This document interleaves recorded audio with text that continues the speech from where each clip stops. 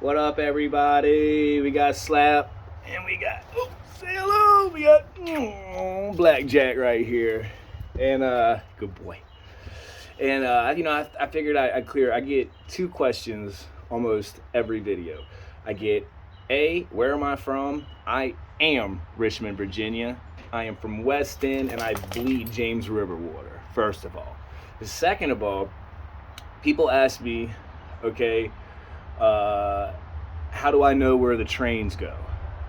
That is not an easy answer. Okay. One more thing, real quick, about where I'm from. All right. I get a lot of people to comment on the Confederate flag on my head. Look, I'm a proud Southern man. I'm proud of my heritage. I had grandparents in the Army in Northern Virginia that fought for their homeland, and I'm proud of that. I'm not no fucking Nazi, white supremacist, whatever you want to call it, just a proud Southern man. So if you got something negative to say about my heritage or culture, if you think it's negative and that offends you, I apologize, but just keep those thoughts to yourself. I'm not going to say nothing about your culture. Live and let live, okay? That's the last thing I'm going to say about that. Now, how do I know where the trains are going? Check this out, right? It is an art form. It is a skill set. And there is a little bit of luck involved, but there's a lot that you can do. If you know what you're doing, you can get a pretty good idea where they're going, okay?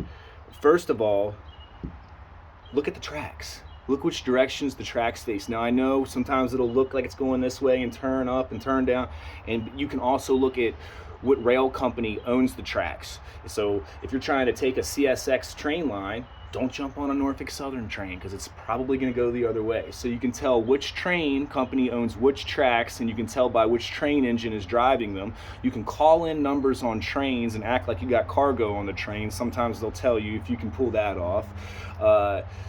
Certain cities, like in New York, the train had to have special notches in the grill so that it can get over certain other little rails that they had going around. There's tricks that you can know. There is a document online that's underground. You got to know another train rider to get it. It's called Crew Change. The last time they put one out was 2018.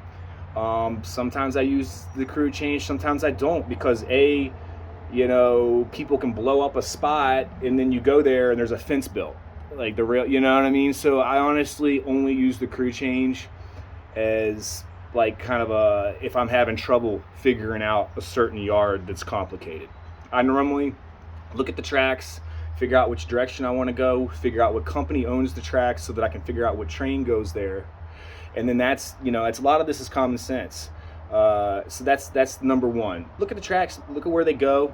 Number two is look at who owns the tracks, look at what engine's going that way. And then you can get even more in depth with, that in, like JB Hunt. All those shipping containers go to Chicago. So you hang out with the JB Hunt shipping container for long enough, you'll end up in Chicago. All right. So, and I don't care how long you've been doing this. I've been doing this a couple years now, but if I could be doing this 20 and I would still be learning a lot. Learning how to ride freight is learning the logistics and the inner workings of America. It's a beautiful thing. You see things in a way that you've never seen before. You look at things in the industry in a way you've never looked at the industry before. You hear music in a way you've never heard it before. Oh, gonna take a freight train. Everything starts changing, really. Trains open your eyes to a lot.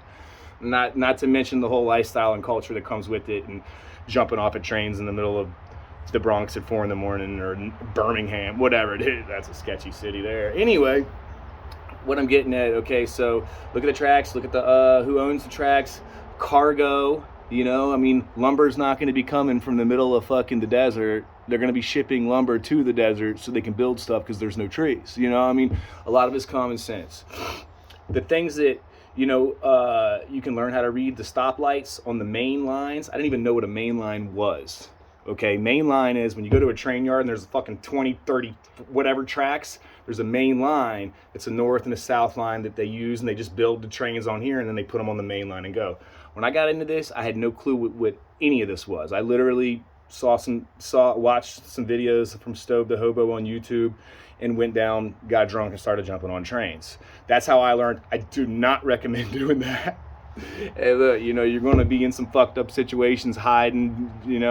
First time I jumped on a train, it was just building, and backed into the fucking yard right in front of the police and train workers, and I had to hide in a little ball for like 6 hours. Like, you know, go with someone who knows what they're doing. Learn, because I learned on my own, pretty much. Anyway, so there's another thing. There are each different train has different priorities. The highest priority is going to be Amtrak's. All right, people, they move, they go, all the freight pulls over for them. Okay, and what I mean by pull over is side out. Like if there's one track from one city to the next, you know, they don't want to pay to run two mains, a north and a south main. They'll have side outs where one train will pull over, let the other one pass, and then this one goes back on. Everything sides out for Amtrak. Other than Amtrak, you want to be looking for shipping containers, okay? IM trains, anything with refrigerated, anything with mail, okay? They're not gonna sit long. They're gonna go. People are paying good money for them to get there. Then you got your coal, your gravel, your recycling, your trash, your grainers, gondolas, all your work trains, GMs, okay? Those are a lower priority. They're going to be a jerkier ride. They're not going to go as far. They'll break down, you know. But sometimes, you know, the IMs really only go from major port city to other major train hub, and then they're broken down and sent out, you know. So it all depends on where you're at in the country and knowing the freight situation in there. Like I said, this is not just learning the trains. This is learning the entire logistics of the country. You know, it's pretty complicated. I'm still learning. I still consider myself a rookie. A lot of it's patience. Sometimes I'm drunk and I want to go, and I know I'm rolling the dice, and I jump on it anyway, and I know I'm going the wrong way because I'm fucking tired of sitting around. You gotta be patient. You know what I'm saying? And wait for the right train if you really want to move. But sometimes you don't care to, man. Like, you know, hey, look, part of this, the fun of this, is not having anywhere to go and exploring the country and being okay with going the wrong way. And if you're not, don't ride trains. All right, I don't hitchhike. I mean, I know a lot of train riders are like, oh, if you say you don't hitchhike, you don't really train. I can't hitchhike. Who the fuck's gonna pick? Very, very few people pick me up, and people that pick me up, like, sometimes I'm just as scared as them, because I mean they're probably fucking. I mean, dude, look at me. Like, I get it. You know what I'm saying?